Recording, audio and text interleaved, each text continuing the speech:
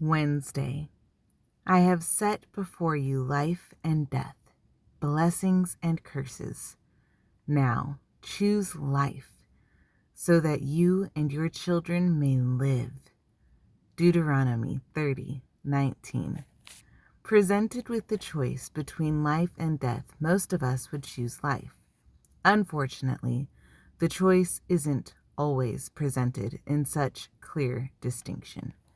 Most of the time, the options appear disguised as comfort or discomfort, pleasure or suffering, forgiveness or justice, bitterness or vulnerability, worry or failure. At least, those are the ways our flesh presents them to us. The ways of the Lord lead to life and peace.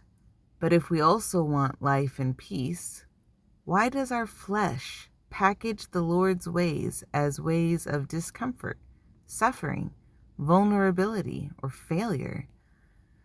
I believe the primary reason is our flesh always prioritizes this short-term life. It does not acknowledge or look ahead to the greater life we have in the Spirit. Our fleshly nature wants is in a toxic relationship with our spirit. Feed me, comfort me, guard me. Don't let anything bad happen to me. It's all about me, and you must give all your attention to making me happy. If you do just a little more for me, then I'll let your spirit be happy too. But the sinfulness of our flesh is a liar.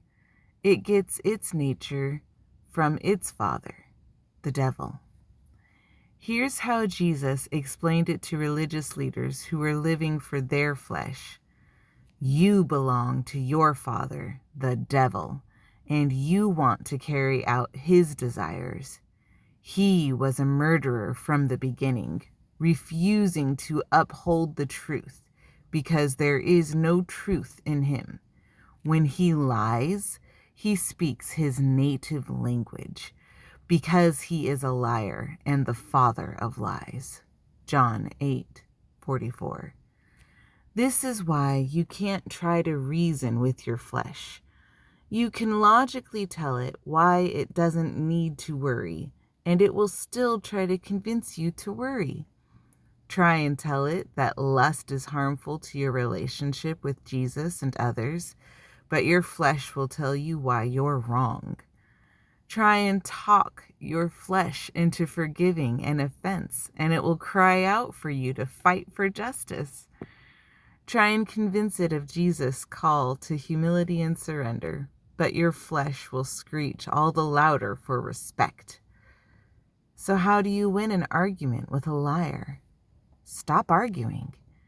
You can't win them over, so leave them behind and keep moving forward with what you know is true. This is why the Bible tells us to put to death the deeds of the flesh. Stop feeding the flesh's desires and let it die. The flesh feeds itself on the energy you put into negative issues. The more you feed it, the more it grows, and the more energy it requires to stay alive.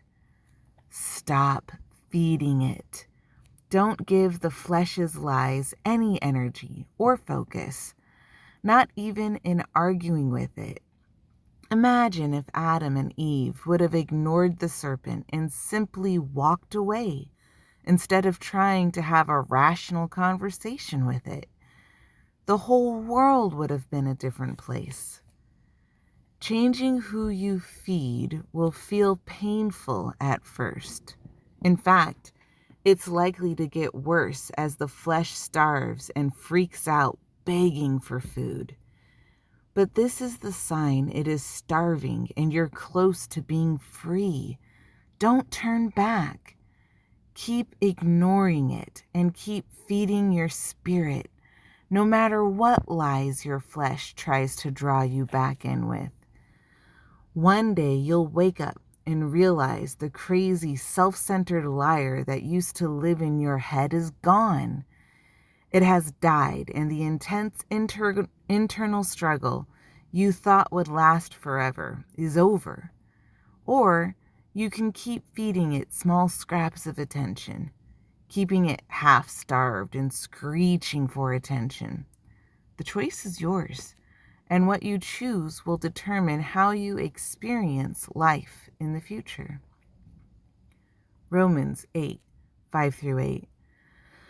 Those who live according to the flesh have their minds set on what the flesh desires.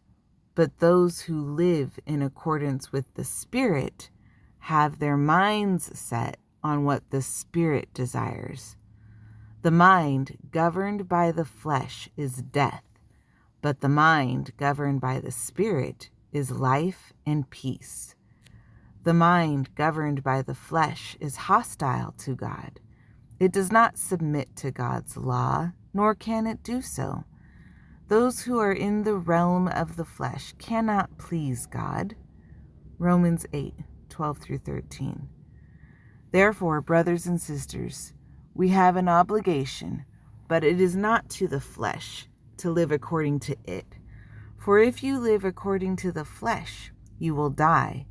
But if by the Spirit you put to death the misdeeds of the body, you will live. Share your thoughts below.